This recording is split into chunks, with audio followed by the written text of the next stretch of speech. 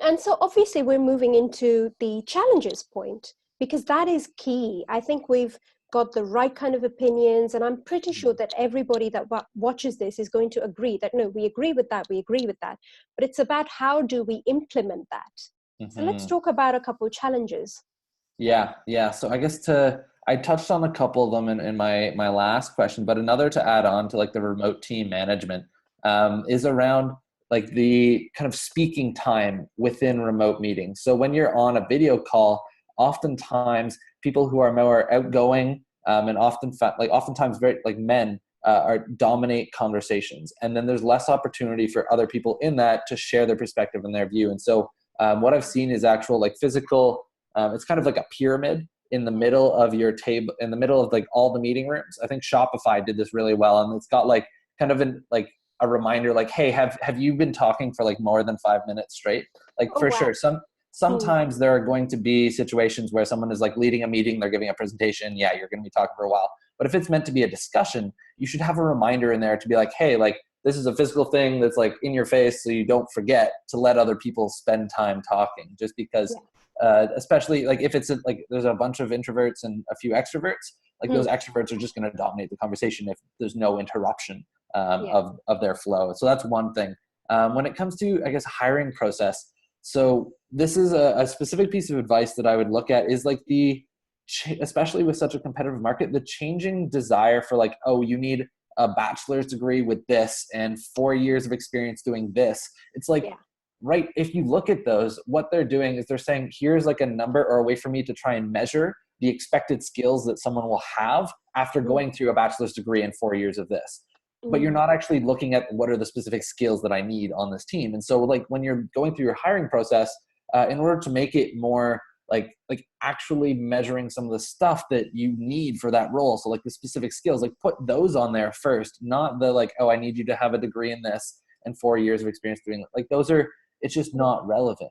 And so that's one piece of advice that I do. It kind of also helps increase the number of applications and folks that think that, okay, this is something that I can do. I've got the skills, like I can show the skills by like presenting this. Like if it's a technical interview, showing the actual code that you've written, which is required for that job. So those are just a couple things in the hiring process. And then lastly, I guess, really focusing on kind of like the creation of inclusive workplaces and creating a positive workplace culture is to facilitate open and honest conversations.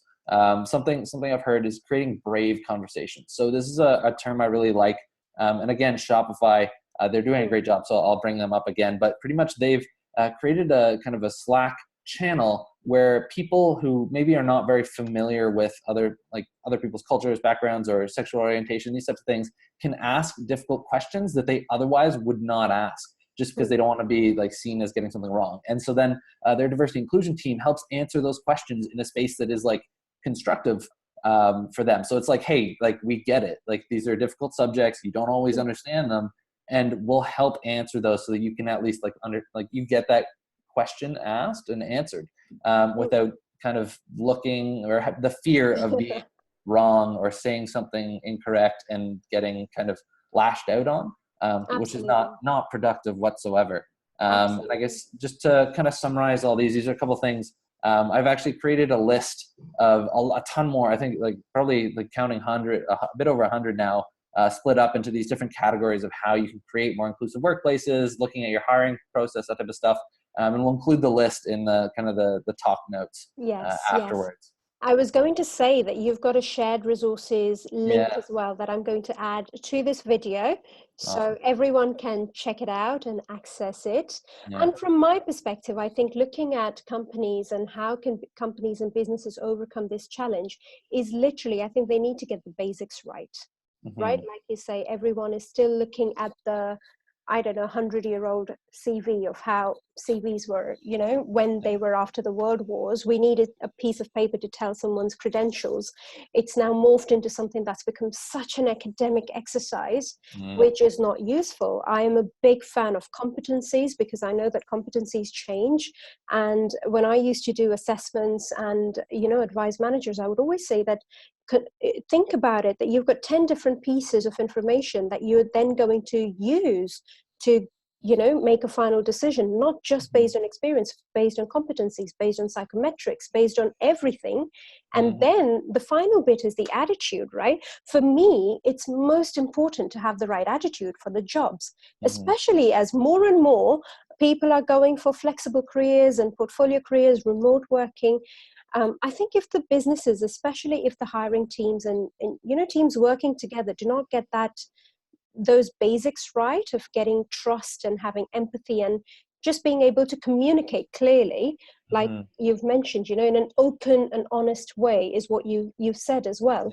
It's going to continue down that spiral of negative feedback loop, right? Yeah. So there is something that I follow through, which is called a positive feedback loop, is that if you tell someone something good, they will then feel good about it and reflect that onto other people. And that's how you start creating a positive feedback loop. But if I just come to you and say, despite how good or bad my day was, if I just come out to you and just be negative, I've created a negative loop in your brain. So even if you're positive, there is something that's gone wrong and you might react in a way that's not you to someone else. And I think we do so much of this in workplaces, especially with, as I said, teams that are not currently part of the core employee group. They're not included. And I have to be honest, I've been working as a contingent worker and interim for 9.5 years. And it was only based on the teams and the managers that I worked with that would include me. But otherwise, majority of the time, contractors are not even part of the conversation. So I think this has been a fantastic conversation, right? I mean, I do want you to touch upon the shared resources that I'm going to share very quickly. If you don't mind just concluding, Stefan, and giving us a quick, what should people look out for, particularly in that? Because it's a huge document. I've looked through it. It's brilliant. Yeah. So it is huge. And so what I've done is I got a table of contents at the top. So we've got things in there like how to get senior leadership buy-in for your diversity inclusion program. Right. Like there's like so much research that has been done out there. You don't need to go and do that research again. So I put in a couple links there that'll help you kind of build that like business case if you need to convince senior leadership. And then I guess later on, there's like a few mentions of like different tools you can use to try and de-bias your hiring process, different strategies that other HR managers have used to do just that. And so I've got kind of a big growing list of all these different things. Like I can't even remember all the different topics. There's tons in there, but also fantastic. Book recommendations, podcast recommendations, like all this type of stuff. And then at the bottom, we've got a list of contributors. So these are just, I haven't created all these resources. These are sourced from the community. And so I've highlighted some great people. Like, so even if you just want to go kind of like diversify your feed and follow some amazing people on LinkedIn, go check that out. Highly recommended. I've linked it to all the folks who contributed at the bottom. And actually, there's one that I really want to shout out specifically, the parenting playbook. So here in Toronto, some amazing women put together this guideline of like how to like create a parental leave policy, how workplaces can manage that more like better. I don't have the right words right now, but Anna and Nora and Amanda put together some amazing work there. So would highly recommend for any companies looking for kind of parental leave policy, they put together an amazing playbook on that.